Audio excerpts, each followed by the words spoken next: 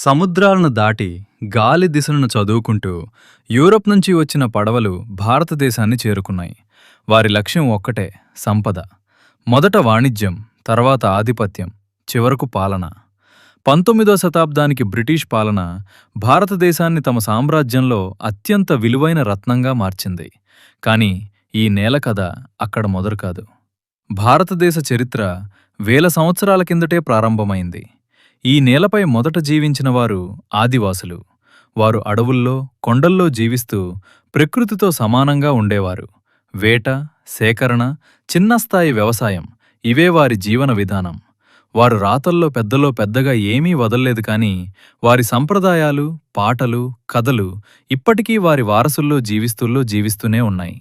ఆ తర్వాత ఒక మహత్తరమైన మార్పు జరిగింది. సుమారు క్రీస్తుపూర్వం 3000 ప్రాంతంలో ఇండస్ నది తీరంలో ఒక గొప్ప నాగరికత పుట్టింది. ఇండస్ లోయ నాగరికత. ఇది ప్రపంచంలోనే తొలి పట్టణ నాగరికతల్లో ఒకటి. ఈ నాగరికత ప్రత్యేకత ఏమిటంటే ప్రణాళికాబద్ధమైన నగరాలు, వీధులు సూటిగా, ఇల్లు ఒకే విధంగా నిర్మాణం, మరియు ముఖ్యంగా డ్రైనేజ్ వ్యవస్థ. ప్రతి ఇంటి నుంచి మురుగునీరు బయటికి వెళ్లేలా నిర్మాణం ఉండేది. మొహెంజోదారోలో ఉన్న పెద్ద స్నానగృహం ఆ నాగరికత అభివృద్ధిని చూపిస్తుంది.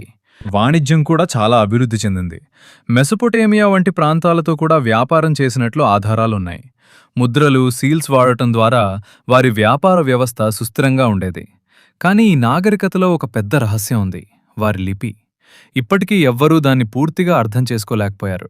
అందుకే వారి జీవితం గురించి చాలా విషయాలు తెలియకుండా మిగిలిపోయాయి. సుమారు క్రీస్తుపూర్వం 1900 తర్వాత ఈ నాగరికత క్రమంగా క్షీణించింది. వాతావరణ మార్పులు, నదుల మార్గం మారడం, వ్యవసాయం కష్టమవడం ఇవన్నీ కలిసి ఈ నాగరికతను బలహీనపరిచాయి. కానీ ప్రజలు అంతరించిపోలేదు. వారు ఇతర ప్రాంతాలకు వలస వెళ్లారు. ఈ సమయంలో మరో ముఖ్యమైన సమూహం భారతదేశంలోకి ప్రవేశించింది, వేదకాలపు ప్రజలు. వారు మధ్య ఆసియా నుంచి వచ్చారని భావిస్తారు. వారు గుర్రాలను తీసుకువచ్చారు, యుద్ధంలో రథాలను వాడారు, మరియు ముఖ్యంగా సంస్కృత భాషను, వేదాలను పరిచయం చేశారు. వేదాలు భారతీయ ఆధ్యాత్మికతకు పునాది.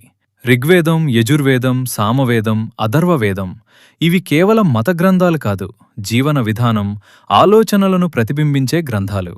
ప్రారంభంలో వేదకాలపు ప్రజలు సంచార జీవితం గడిపారు. కానీ కాలక్రమేణా వారు స్థిర నివాసాలు ఏర్పరచుకున్నారు.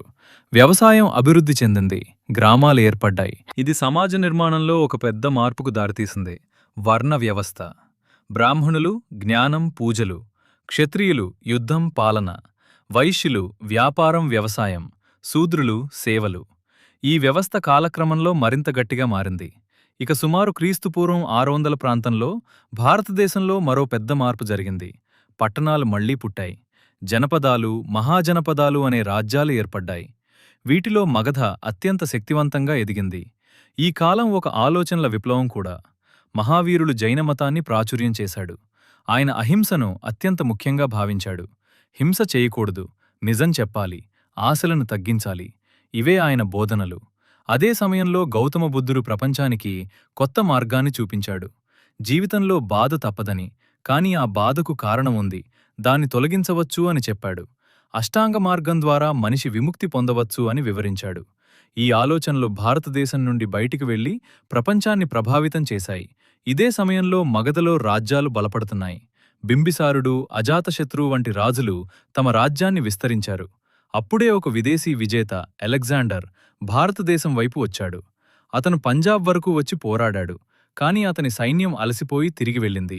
అలెగ్జాండర్ వెళ్ళిన తర్వాత భారతదేశంలో ఒక మహాసామ్రాజ్యం పుట్టింది, మౌర్య సామ్రాజ్యం. చంద్రగుప్త మౌర్యుడు నందవంశాన్ని ఓడించి ఈ సామ్రాజ్యాన్ని స్థాపించాడు. అతని సలహాదారు చాణక్యుడు ఈ విజయంలో ముఖ్య పాత్ర పోషించాడు. చంద్రగుప్తుడు తన సామ్రాజ్యాన్ని విస్తరించి ఒక బలమైన పాలన వ్యవస్థను ఏర్పరిచాడు.